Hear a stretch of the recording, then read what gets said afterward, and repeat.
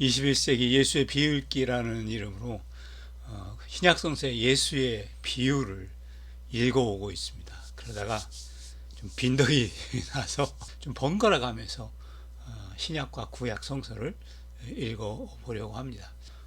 특별히 이제 구약 성서는 오랜 구약 성서 자체의 그런 기록의 역사 속에서 수많은 야훼 신앙인들이 자신들의 신앙과 또 자신들의 신앙 사상과 신앙 고백에 따라서 본문들을 이제 이렇게 지어내거나 본문들을 신앙으로 고백을 했습니다. 구약 성서 자체 가지고 있는 오랜 기록의 역사, 또 오랜 편집의 역사 속에서 이제 구약 성서의 원래의 저자, 원래의 신앙 고백자를 찾아내는 것은 참으로 이제 어렵다고 생각이 됩니다. 더군다나 이제 지금 구약 성서나 신약 성서 마찬가지지만요. 신약 성서나 구약 성서의 언어를 사용하고 있는 현대 국가들의 그런 언어들과는 전혀 다른, 어쩌면 성서 안에 갇혀진, 그래서 이제 죽은 언어라는 표현을 하는데요. 그런 언어로 이제 기록이 되어 있습니다. 특별히 구약성서의 기록의 시대와 구약성서의 편집의 시대, 오늘날 21세기 독자들과는 너무도 오랜 세월의 그런 시간들, 간격들이 있습니다. 더불어서 구약성서나 신약성서도 마찬가지지만 21세기 성서의 대부분의 독자들은 성서의 언어들을 자신들의 모국어로 삼지 않습니다. 그러므로 성서를 읽으면서 나름대로 성서를 21세기 독자의 눈으로 번역하는 것은 의미가 있다고 생각을 합니다. 물론 이제 모든 성서의 독자들이 성서를 일일이 이렇게 번역할 수는 없겠지만, 그럼에도 불구하고 가능하다면 성서를 21세기 독자의 삶의 자리에서 20세기 독자의 시대의 언어로 번역하고 읽는 것은 좀 중요한 작업이 아닐까 생각이 됩니다. 그래서 어쨌든 저는 이제 크게 실력은 없지만 억척스럽게 고집스럽게 이렇게 성서를 번역해서 읽는 작업을 계속 해오고 있습니다. 이제 구약성서의 21세기 야훼 신앙 읽기 첫 번째 본문으로 바벨탑 본문을 읽도록 하겠습니다. 21세기 야훼 신앙 읽기 제국주의 욕망의 바벨탑. 야훼께서 사람들을 온 땅 위로 흩으시다. 본문은 창세기 11장 1절에서 9절까지 말씀이 오늘 21세기 야훼 신앙 읽기 본문입니다.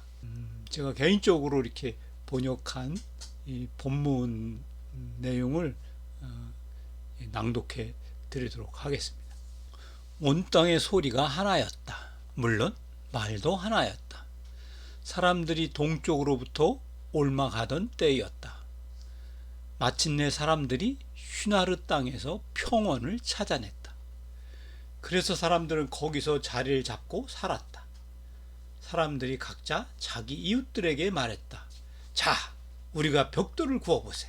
단단하게 구워보세. 그렇게 해서 사람들에게 벽돌이 돌을 대신하게 되었다. 또한 사람들에게 역청이 진흙을 대신했다. 또 사람들은 의논했다.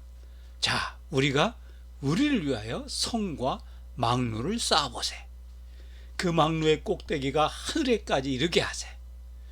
그래서 우리의 이름을 날려보세. 우리가 온 땅 위로 흩어지지 않도록 하세. 그러자 야훼께서 사람의 아들들이 짓는 성과 망루를 보시려고 내려오셨다. 야훼께서 말씀하셨다. 보라, 그 사람들은 모두가 한 민족이요 소리도 하나이지 않은가. 이 일이야말로 사람들이 하려고 하는 일들의 시작에 불과하겠구나. 이제 사람들이 하려고 마음먹은 모든 것이 그들에게는 어렵지 않겠지. 자, 우리가 내려가자. 사람들이 각자 자신의 이웃들의 소리를 알아듣지 못하도록 우리가 거기서 사람들의 소리를 섞어버리자. 그렇게 야훼께서 거기로부터 온 땅 위로 사람을 흩으셨다. 그래서 사람들은 성 쌓는 일을 포기했다. 그런 까닭에 야훼께서 그 성의 이름을 바벨이라고 부르셨다. 왜냐하면 거기서 야훼께서 온 땅의 소리를 혼잡하게 하셨기 때문이다. 또한 거기로부터 야훼께서 온 땅 위로 사람을 흩으셨기 때문이다. 늘 하던 대로 제가 개인적으로 이렇게 사역한 본문을 여러분께 낭독해 드렸습니다. 그리고 늘 하던 대로 제가 이 본문을 사역하면서 주의 깊게 보았던 그런 낱말들, 주요 낱말들을 추려서 그 낱말들에 대한 해설을 해드리도록 하겠습니다. 저는 이 본문을 이렇게 개인적으로 번역을 하면서 오늘 이 본문의 주제를 제국주의 욕망 바벨탑, 야훼께서 사람들을 온 땅 위로 흩으시다, 이렇게 잡아봤습니다. 본문 말씀은 아마도 이스라엘 민족들이 이제 바벨론의 포로가 되어가서 바벨론의 그 포로 생활 중에 바벨론의 그런 문화와 바벨론의 그런 종교와 그 도시와 그 도시 안에 있는 망루, 또 도시 안에 있는 마르둑 신에게 바치는 신전, 뭐 그런 것들, 그런 제국주의의 그런 거대한 문명과 건물의 유형들, 뭐 그런 것들을 보면서 이스라엘 민족의 오랜 신앙 정통인 야훼 신앙, 히브리 해방로의 공동체의 공동체 신앙, 야훼 신앙에 대한 새로운 반성, 또 새로운 재해석, 그런 것들을 통해서 오늘 본문 말씀을 기록하지 않았을까, 이렇게 생각을 합니다. 본문 말씀은 아마도 그래서 바벨론 포로로 잡혀가서 제국주의 식민지민으로 살면서 또 제국의 그런 정치나 행정에 도움을 주고 그 정치나 행정을 하는 관료로 뽑힌 이스라엘 야훼 신앙 공동체의 지식인들, 아마도 이제 성서학자들은 서기관 이렇게 표현을 하는데요. 그런 지식인들이 갖고 있는 고뇌, 제국주의적 이 거대한 문명 앞에 초라하기 짝이 없었던 그런 야훼 신앙에 대한 새로운 재해석, 그런 것들을 통해서 이 바벨탑 본문을 기록하지 않았을까, 이렇게 생각을 합니다. 그래서 구약성서의 야훼 신앙의 맥이 다 있는 많은 본문들이 다 바벨론 포로기에 이스라엘 야훼 신앙 공동체의 일원으로서 제국주의의 신민으로 살면서 또 제국주의의 행정과 지배체제에 봉사하는 그런 관료들로 살면서 야훼 신앙 공동체가 전통적으로 가지고 있는 그 신앙에 의한 저항, 야훼 신앙 전통에서 야훼 신앙 정신을 통하여 제국주의의 이 위대한 문명과 제국주의의 이런 사회 경제의 이런 상황들을 성찰하고 바라보면서 그 제국주의에 대한 저항감들을 성서 편집 과정에서 또는 성서의 새로운 저작물을 만들면서 녹여내지 않았을까, 이렇게 생각이 됩니다. 이제 하나하나 본문의 중요한 그 낱말들을 이렇게 살펴가면서 설명을 하도록 하겠습니다. 예히콜 하레츠 사파 에하트, 온 땅의 소리가 하나였다. 사파, 입에서 내는 소리, 그래서 이제 우리말 성서는 이걸 구음이라고 이렇게 번역을 했습니다. 문자적으로는 입술 뭐 그런 뜻인데요. 그래서 여기서는 소리라고 번역을 했습니다. 본문에서는 아직 온 땅의 사람들의 소리가 하나였다라고 이렇게 이야기를 합니다. 우데바림 아하딤, 물론 말도 하나였다.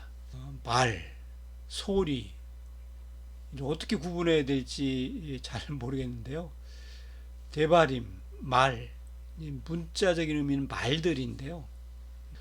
여기서는 이제 이 데바림은 하나하나의 낱말, 어휘, 뭐 이렇게 이해를 할 수 있지 않을까 이렇게 생각을 합니다. 그런데 그 구약 성서의 번째 책 창세기에서의 그 히브리 해방노예 공동체들의 신앙 고백은 하나님께서 사람들을 온 땅으로 흩으시는 그런 축복의 상황에서 이렇게 신앙을 고백을 했습니다. 이 온 땅으로 사람을 흩으시는 게 하나님의 복이고 하나님의 축복입니다. 온 땅에 다 흩어져서 온 땅에 가득 풍성하고 자유롭고 아름다운 삶을 누려가도록 이렇게 하나님께서 인간을 그렇게 온 땅 위로 이렇게 흩으셨는데, 오늘 본문에서는 온 땅의 소리도 하나고 온 땅의 말도 하나라고 이야기를 합니다. 원래부터가 하나였는지 하나가 되려는 욕망, 사람들이 그런 욕망에 사로잡혀 있는 건지 잘 모르겠습니다. 쉬나르, 오늘의 이제 바그다드 지역, 이렇게 이해를 할 수 있겠는데요.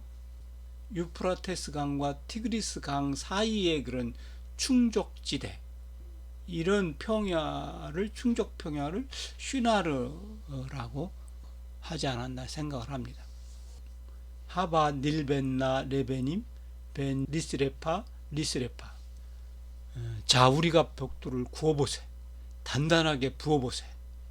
이게 하나의 노동요로 이해할 수도 있겠습니다. 여기서 이제 하바는 자, 뭐 맞아라는 게 청유형 명령어인데요.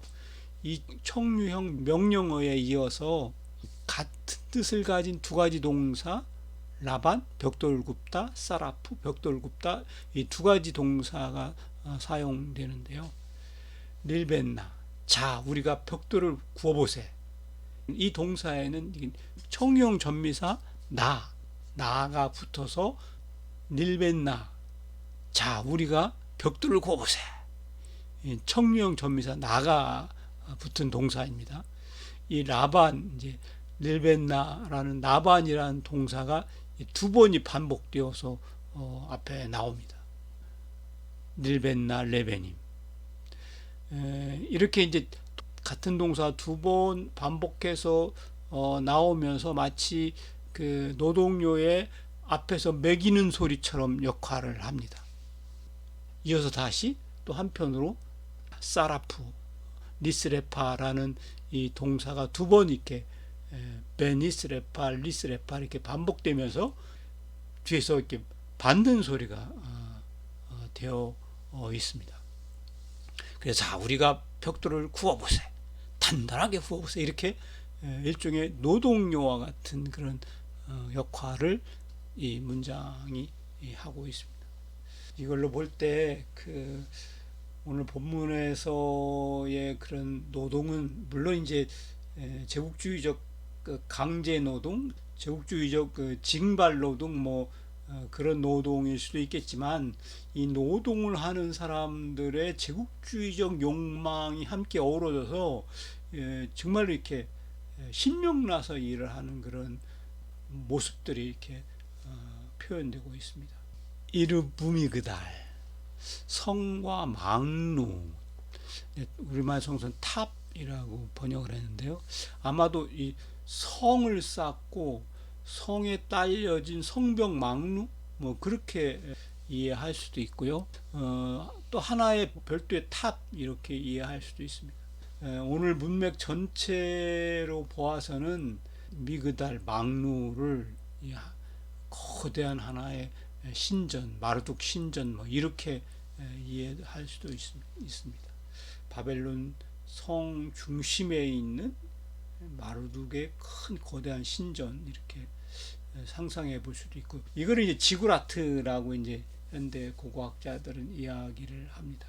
이 본문 성서에 나오는 이 성전, 탑, 망루, 지구라트, 이거는 이제 현존하는 지구라트와는 좀 이렇게 매치가 되지 않아서 아직까지도 그 흔적을 뚜렷하게 이제 발견하고 있지는 못합니다. 이렇게 사람들이 성과 망루를 쌓고 지으면서 이렇게 노래를 합니다. 그 망루의 꼭대기가 하늘에까지 이르게 하세. 그래서 우리를 위한 이름을 날려보세. 그런데 그 사람들이 성과 망루를 쌓고 짓고 그 망루의 꼭대기가 하늘에까지 이르도록 하고 그래서 사람들의 이름을 날려보자고 하는 그런 제국주의 욕망의 밑바탕에는 우리가 온 땅 위로 흩어지지 않도록 하세라는 욕구가 있습니다. 온 땅으로 흩어지지 않으려고 성을 쌓고 망루를 짓고 그 망루가 하늘 꼭대기까지 이르게 해보자. 그래서 우리의 이름을 알려보자. 제국주의적 우리의 욕망을 펼쳐보자. 이런 이야기인데요. 그 이유는 우리가 온 땅 위로 흩어지지 않도록 하기 위해서입니다.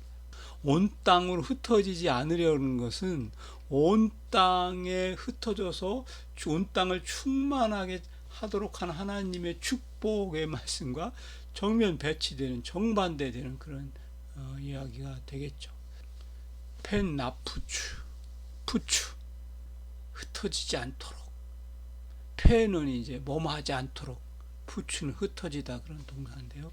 흩어지지 않도록 우리가 성을 쌓고 망루를 짓고 그 망루가 하늘 꼭대기까지 이르게 하고 그래서 우리의 제국주의적 이름을 좀 날려보자 이렇게 노래를 하면서 벽돌을 굽습니다. 이렇듯이 이제 이 본문에서 쓰여진 여러 가지 동사들과 그 동사들이 나타내는 문장의 의미와 문장의 구조들 뭐 이런 것들을 보면 정말로 사람들이 여럿이 함께 모여서 정말로 신명나게 벽돌을 굽고 또 일을 하면서 성을 짓고 망루를 만들고 정말로 이 제국주의적 욕망을 한껏 드러내면서 그 욕망들이 구현되고 실현돼서 본인들이 온 땅에 흩어지지 않고 이렇게 뭉쳐서 하나의 큰 힘을 내보자 그런 의지와 그런 신명들이 아주 본문 문장 사이사이에 아주 잘 드러나 있습니다. 그래서 야훼께서 사람의 아들들이 짓는 성과 망루와 그런 것들을 보시면서 야 이게 어떻게 된 거야 하고 이제 그걸 보려고 사람의 아들들이 짓는 성과 망루를 보려고 내려오십니다. 야훼 하나님이 내려오셔서 이렇게 이야기를 합니다. 아쉐르 바누 베네이 하아담 사람의 아들들이 짓는 성과 망루, 사람의 아들들이 만들어가는 제국주의적 문명, 사람의 아들들이 가지고 있는 제국주의 욕망 이런 것들을 야훼 하나님께서 친히 보시려고 이렇게 내려오십니다. 이때 이제 하바 나르다. 자, 우리가 내려가자. 자, 우리가 벽돌을 구워보자. 이렇게 사람들의 말투를 흉내내서 하나님이 그렇게 외치십니다. 아바 나르다. 자, 우리가 내려가자. 하나님이 내려오셨습니다. 이렇게 야훼 하나님께서 사람의 아들들이 짓는 이 성과 망루를 보려고 내려오셔서 보시고 이렇게 이제 걱정을 하십니다. 보라, 그 사람들 모두가 한 민족이요 소리도 하나이지 않은가. 이 일이야말로 사람들이 하려고 하는 일들의 시작에 불과하겠구나. 지금 이 제국주의적 욕망에 가득 차서 성과 망루를 짓는 이 사람의 아들들의 이런 행태를 보시고 야, 이 일이 아주 작은 시작에 불과하다고 이렇게 생각을 하십니다. 이렇게 말씀을 하십니다. 이제 사람들이 하려고 마음먹는 모든 것이 그들에게 어렵지 않겠지라고 이렇게 탄식을 하십니다. 이때 이제 사용하는 문장이 로 입바체르 메헴이라는 표현입니다. 바차르 어렵지 않다. 로 입바체르 메헴 모든 것이 사람의 아들들이 하려는 모든 것이 이제 사람의 아들들에게 전혀 어려운 것이 아니겠지. 이런 말씀. 사람들이 하려는 모든 구상, 사람들이 가지고 있는 모든 욕망, 사람들이 가지고 있는 모든 탐욕, 사람들이 가지고 있는 모든 욕구, 그것들로부터 우러나는 사람들이 하려는 모든 일들이 이제 그들에게 전혀 어렵지 않겠지라고 이렇게 탄식을 하십니다. 정말 전혀 어렵지 않죠. 21세기 우리 시대에서 보면 사람이 하고자 하는 모든 일들은 사람이 다 해낼 수 있습니다. 이제 뭐 첨단 과학 기술은 뭐 저리 가라고 이제 AI라는 인공지능을 통해서 이제 인간이 할 수 없는 영역에 있는 것들까지 다 이제 해낼 수 있습니다. 어쩌면 이렇게 사람들에게 못하는 것이 없는 세상이 되어서 이제 사람이 스스로 패망하는 일도 사람이 할 수 있을지 모르겠습니다. 사람이 스스로를 파멸시키는 일도 21세기 현대인들은 거침없이 해낼 수 있지 않을까. 스스로의 생명과 삶을 파괴하는 이런 지구 환경의 오염, 무지막지한 소비, 뭐 전혀 반성 없이 끔찍하게 그런 스스로의 생명과 스스로의 삶을 파괴하는 그런 사람들이 대놓고 이렇게 하고 있는 상황을 볼 때 오늘 본문 말씀이 딱 맞는 것 같습니다. 이제 사람들이 하려는 모든 것이 그들에게 전혀 어렵지 않겠구나 라고 야훼 하나님이 탄식을 하고 계십니다. 그래서 하나님께서 이제 이렇게 결단을 하십니다. 자, 우리가 내려가자. 우리가 내려가서 사람이 각자 자신의 이웃들의 소리를 알아듣지 못하도록 우리가 거기서 사람들의 소리를 섞어버리자. 베나베라 샴 쉐파탐. 우리가 사람들의 소리를 섞어버리자. 혼잡케 하자라고 이렇게 얼마 정서가 번역을 했는데요. 그것도 이제 재미있는 번역인데요. 섞다, 바벨, 섞다, 혼잡하게 하다, 뭐 그런 의미를 가지고 있습니다. 그래서 여기서 바벨, 섞다, 혼잡하게 하다 그런 뜻인데 이 바벨이 바빌론이라는 제국의 이름이었습니다. 아마 이 본문을 기록하거나 본문을 새로 창작한 바벨론 제국의 관료로 이렇게 봉사하는 유대 지식인 그룹, 서기관 그룹들이 이 아주 언어적 일종의 말장난, 언어놀이를 하고 있는 것 같은데요. 바벨론의 바벨, 메소포타미아의 최대의 그런 제국, 가장 위대한 제국인데 그 제국주의의 근간을 흩어버리는, 그 제국주의의 언어를 흩어버리는 그런 의미로 이 제국의 이름을 바벨이라는 제국의 이름을 가져다 사용한 것 같습니다. 베나베라 샴 쉐파탐. 우리가 거기서 사람들의 소리를 섞어버리자. 그게 이제 바벨이라는 이제 동사로 표현되는데 이 바벨은 바로 그 시대 가장 위대한 본문의 시대, 본문의 세대에 본문의 세계에서 가장 위대한 제국 바벨론 제국의 이름을 갖다가 그렇게 사용을 합니다. 사람들이 가지고 있는 제국주의적 욕망, 그 욕망의 언어를 하나님께서 바벨에서 흩어버리시는 그런 행동을 하셨습니다. 그렇게 야훼께서 거기로부터 온 땅 위로 사람을 흩으셨다. 그래서 사람들은 성 쌓는 일을 포기했다. 그런 까닭에 야훼께서 그 성의 이름을 바벨이라고 부르셨다. 왜냐하면 거기서 야훼께서 온 땅의 소리를 혼잡하게 하셨기 때문이다. 또한 거기로부터 야훼께서 온 땅 위로 사람을 흩으셨기 때문이다. 햇빛참, 온 땅 위로 사람을 흩으셨다. 푸추라는 동사는 흩다라는 그런 동사인데요. 이 하나님께서 사람들의 하나의 소리, 하나의 말들을 이렇게 서로 혼잡하게 하고 섞어버려서 사람들을 온 땅 위로 흩으시는 이 하나님의 행동은, 이 야훼 하나님의 행위는 제국주의 욕망에 사로잡힌 그런 사람들을 심판하는 것이기보다 인류의 헛된 제국주의 욕망과 교만과 폭력의 파멸로부터 사람들을 구원하시려는 하나님의 선한 의지, 선한 뜻이 이렇게 담겨 있다라고 이해할 수 있습니다. 사람들은 음으로 양으로 이 제국주의적 욕망을 가지고 있습니다. 그래서 이 제국주의적 욕망을 통해서 폭력을 만들어내고 전쟁을 만들어내고 죽음을 만들어내고 다른 사람들을 억압하고 착취하는 그런 폭력을 행사하게 됩니다. 그래서 이 제국주의 전쟁과 피 흘림과 이 폭력은 필연코 사람들의 패망, 파멸을 가져올 수밖에 없습니다.